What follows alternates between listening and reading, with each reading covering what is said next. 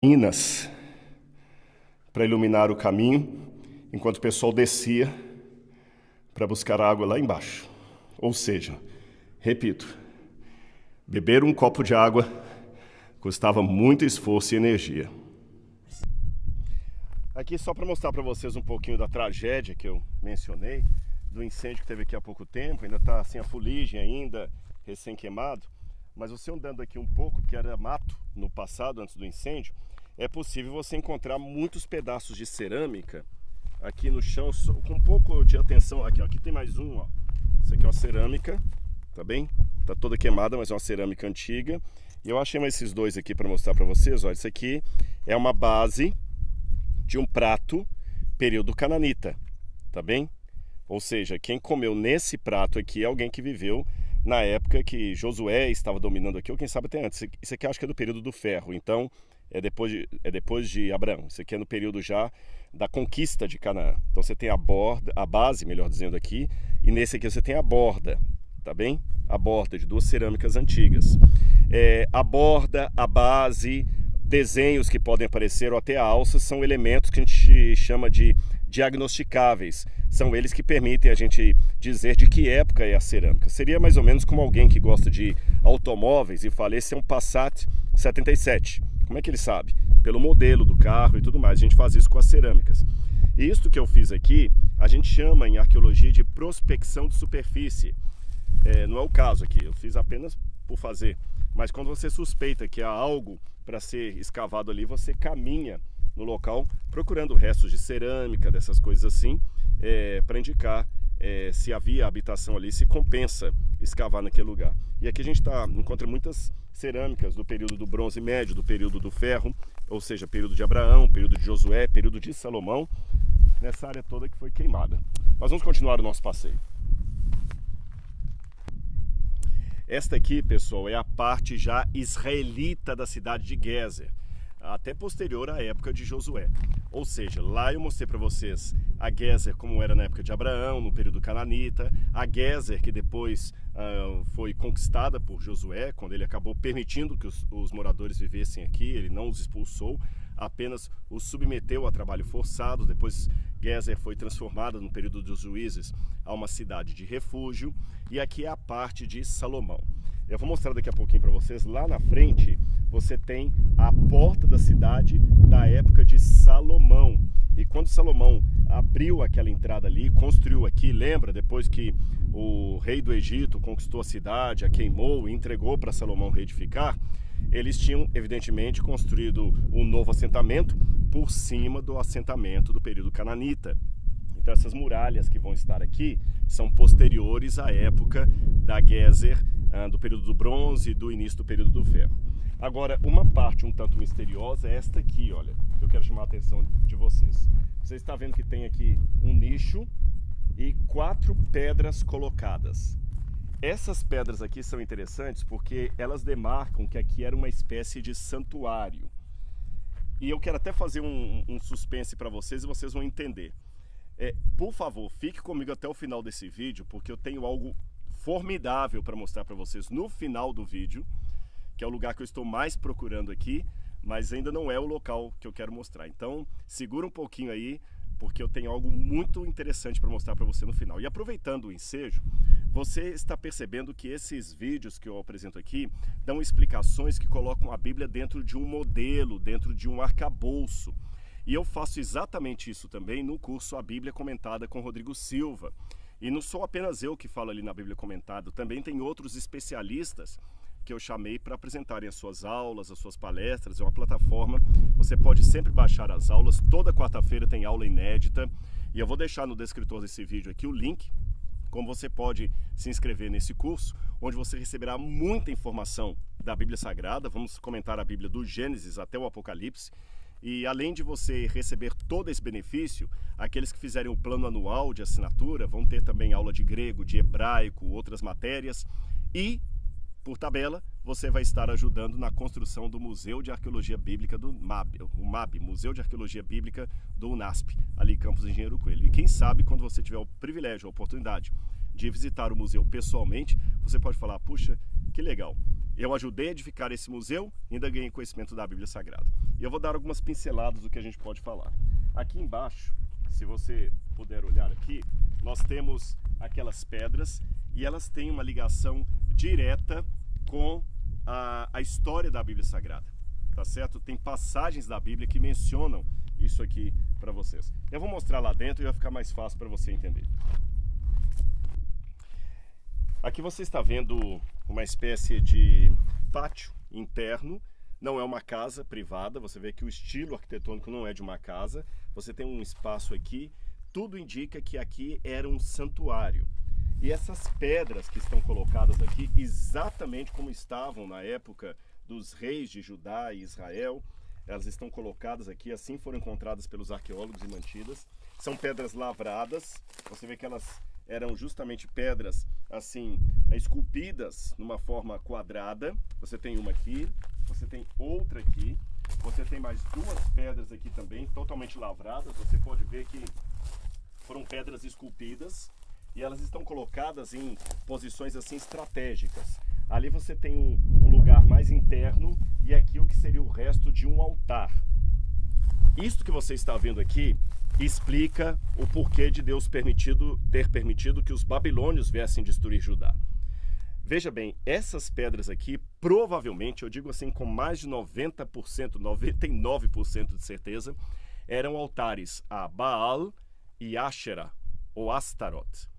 Porque eles erguiam essas pedras, essas colunas, não colunas de pedras brutas, tá bom? Tem uma outra parte na aula que eu explico que algumas colunas de pedras brutas eram colunas talvez de um antigo culto monoteísta que havia em Canaã.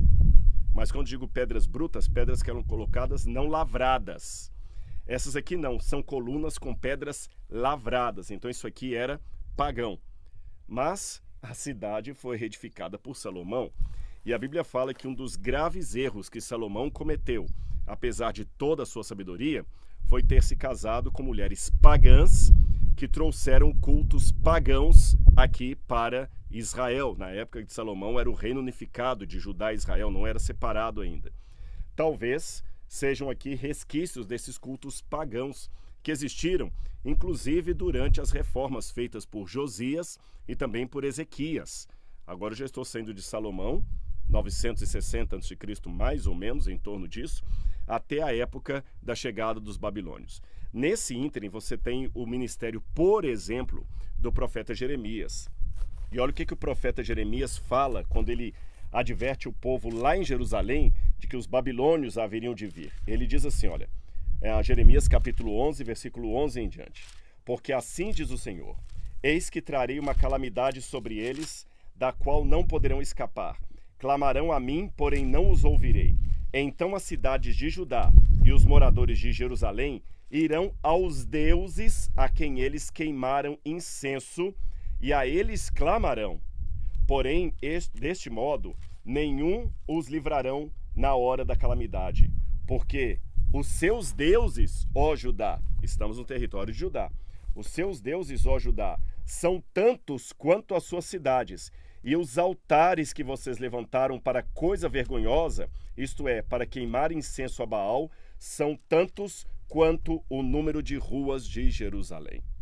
Jeremias estava falando de lugares como este aqui, que mesmo nas cidades adjacentes da capital, na região de Judá, ainda continuavam queimando incenso a deuses pagãos. Ou seja, essas pedras estão me dando o motivo pelo qual Deus permitiu que os babilônios viessem destruir Jerusalém e as cidades vizinhas. Essas pedras me dão um contexto e um cenário perfeito para entender a Bíblia Sagrada. Ficou mais fácil para você compreender, então? Pedras como esta eram erguidas para honrar deuses pagãos. Triste, não é? Aqui ficava a porta da cidade da época do rei Salomão. O que nos chama a atenção é que esse estilo arquitetônico aqui é o mesmo que nós encontramos em Hatzor e também em Meguido, as três cidades que Salomão ajuntou ali, que ele organizou, reestruturou, foi Gezer, Meguido e Hatzor. e o mesmo estilo arquitetônico você tem nas três, além de outras cidades também, como por exemplo a cidade de Lachish ou Laquis, como diz na Bíblia Sagrada. Aqui passava uma espécie de esgoto da cidade, era um canal da água. Evidentemente que na época da monarquia de Israel, isso aqui não ficava assim a céu aberto. Havia um piso aqui por cima, cobrindo todo esse canal. As pessoas podiam passar por aqui com os seus carros, assim como no período cananita. E as portas tinham, vocês vão ver aqui, 3 nichos. Aqui só dá para ver 2 deles, o outro está completamente derrubado. E nesses nichos aqui, ou nessas câmaras, é onde ficavam os que cobravam os impostos, a aduaneira. Para vir à cidade você tinha a aduaneira, você tinha que primeiro passar aqui, pagar o seu imposto. Aqui também era o local onde as pessoas se reuniam muitas vezes para ter julgamentos. E aqui o julgamento era feito. Vocês conseguem perceber que aqui tem um banquinho. Eu vou sentar nesse banquinho aqui, olha. Tá bem? E quem sentava nesses bancos que eu estou aqui? Os anciãos do povo, as pessoas mais dignatárias da cidade. E por que os anciãos se assentavam aqui? Quando tinham que proceder, por exemplo, um julgamento. Você tem, por exemplo, depois você pode ler na sua Bíblia com calma aí, a história de Ruth e Boaz. Quando Boaz queria resolver a questão legal de poder se casar com Ruth, o parente resgatador, a Bíblia fala que Boaz foi até o portão da cidade, se assentou, chamou os anciãos do povo e ali julgaram a causa. Também tem uma passagem que fala: feliz a mulher cujo homem é aquele que se senta com os dignatários na porta da cidade.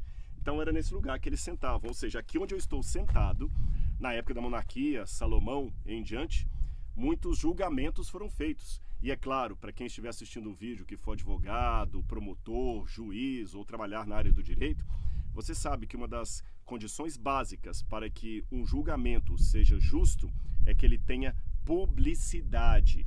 E aqui é o lugar mais público, porque todos passavam por aqui e podiam até acompanhar a cena do julgamento. Isso também justifica a expressão bíblica do juízo de Deus como estando às portas. Quer dizer, um juízo que está próximo e que também é justo, é eloquente, é correto na sua maneira de decidir. Então eu estou sentando justamente onde, na época da monarquia de Israel, muitos anciãos do povo sentaram para julgar as causas daqueles que moravam aqui em Gezer. Pessoal, aqui é a surpresa que eu falei para vocês, é o momento revelação. Eu queria trazer vocês até esse lugar aqui, que é o ponto alto da cidade no período cananita. E no período cananita, eles tinham pedras de adoração de ídolos aqui. Você está vendo várias pedras colocadas aqui, são 10 ao todo, olha. Uma maior, contem comigo. 2, tem uma menor. 3, vamos continuar aqui. 4 pedras, nós já contamos 4. 5, 6 pedras. 7, porque tem uma sétima que está quebrada aqui, olha, ela caiu, tombou. 7. 8, que tem uma pequena aqui. 8, 9, 10 pedras. Essas pedras foram colocadas aqui no período do Bronze Médio. Quando Abraão veio, essas pedras estavam aqui, era um lugar de adoração. Nós não sabemos até que ponto podemos dizer que era uma adoração 100% pagã ou se era algum tipo de culto monoteísta que havia aqui em Canaã. Talvez aqui em Gezer, provavelmente era pagão. O que significam essas pedras? Tem várias teorias, várias hipóteses. Vou dar algumas delas para vocês. Alguns pensam que essas pedras poderiam ser reinos que Gezer dominou, conquistou, e por isso cada pedra representava um desses reinos. E as pedras menores seriam os reinos mais pobres e as pedras maiores seriam os reinos mais suntuosos. Essa é uma explicação. Outra explicação seria que representam 10 reis da cidade. Já pensaram nisso também? O fato é que, biblicamente, o costume de erguer pedras como colunas para demarcar um evento histórico, alguma coisa religiosa, social ou política, também nós vimos na Bíblia Sagrada. Quer ver? Eu vou mostrar para vocês algumas passagens interessantes a esse respeito. Deixe-me ver aqui a primeira passagem que eu queria mostrar para vocês. Deixa eu ver, eu já li para vocês aquela hora de Juízes capítulo 20, Josué capítulo 21. Deixe-me ver aqui agora. Eu deixei marcado aqui só um segundinho. Deixa eu ver se eu já li essa passagem para vocês. Já li, que ele conquistou Gezer. Então agora vamos para Êxodo capítulo 24, versículo 4. Veja o que diz ali que Moisés fez. Êxodo 24, versículo 4. Êxodo capítulo 24, versículo 4. Moisés escreveu todas as palavras do Senhor e, tendo-as levantado de manhã cedo, edificou um altar ao pé do monte e ergueu 12 colunas, segundo as tribos de Israel. Na língua hebraica, essa palavra que está traduzida como colunas é a palavra matsebá. Matsebá ou matsevá significa pedra erguida. Agora, o curioso aqui da Bíblia hebraica é que ela traz 12 coluna, está no singular, não está matsevaot, está matsebot, está matsevá, está no singular. Então 12 coluna. Não foi um erro gramatical que Moisés cometeu.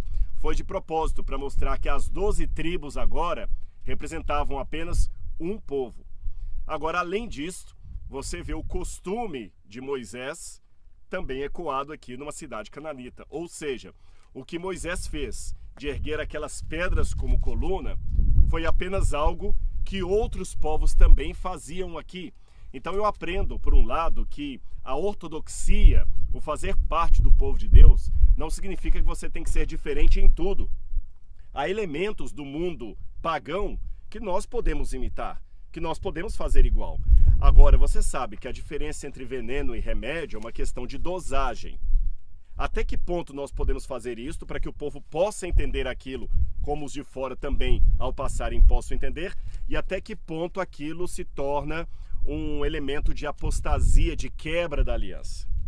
Aí aqui que vem o ponto mais triste. Lembra que eu falei com vocês que a chance maior é que Gezer ergueu essas colunas também com um motivo pagão? E por que eu digo isso?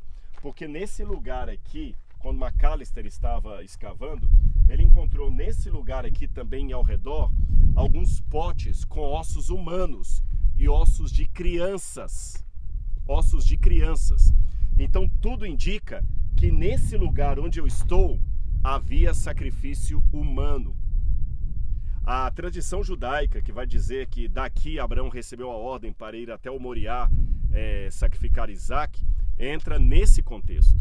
Um lugar onde tinha sacrifício humano, coisa que Deus sempre proibiu o povo de fazer.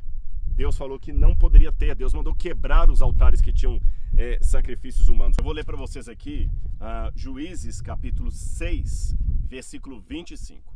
Aqui diz na Bíblia assim: naquela mesma noite o Senhor disse a Gideão: leve o touro que pertence ao seu pai, a saber, o segundo touro de 7 anos, e derrube o altar de Baal, que é o do seu pai, e corte o poste da deusa Áshera, que está junto do altar. Preste atenção, eu estava falando com vocês que aqui eles tiveram um sacrifício humano. E nessa passagem do livro de Juízes, Deus manda cortar o altar de Baal e o poste da deusa Áshera.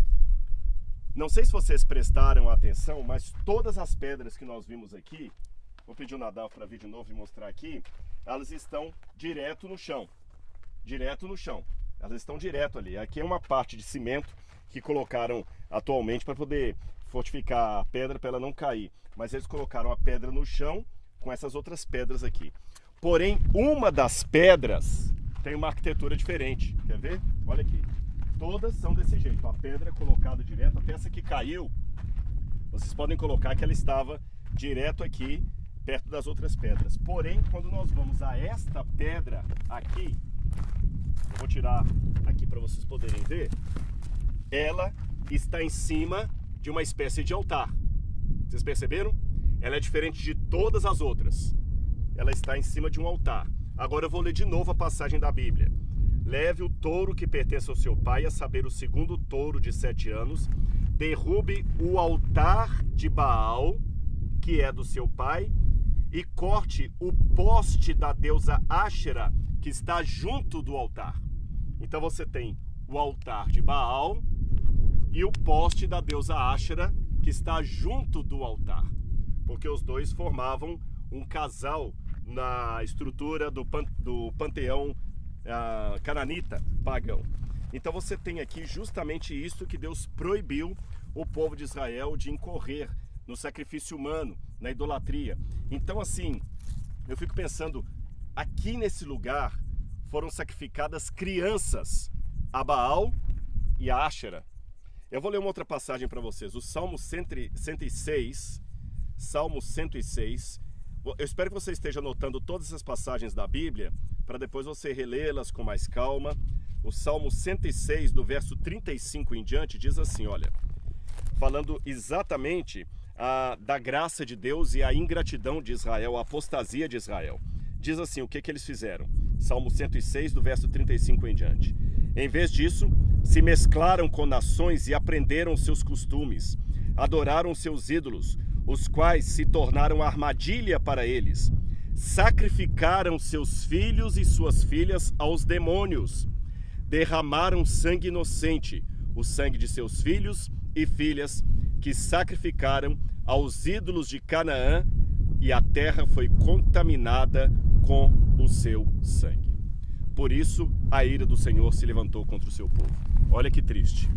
A prática pagã que ocorria nesse lugar onde eu estou, com sacrifício humano de crianças, ainda perdurou na época dos reis de Judá.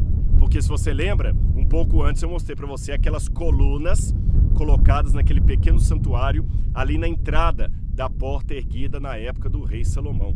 Então a prática que estava aqui no período de Abraão continuou ainda anos depois, na época do rei Salomão e depois nos reis que seguiram. Ou seja, quase 1000 anos existem entre o que era praticado aqui e o que era praticado lá.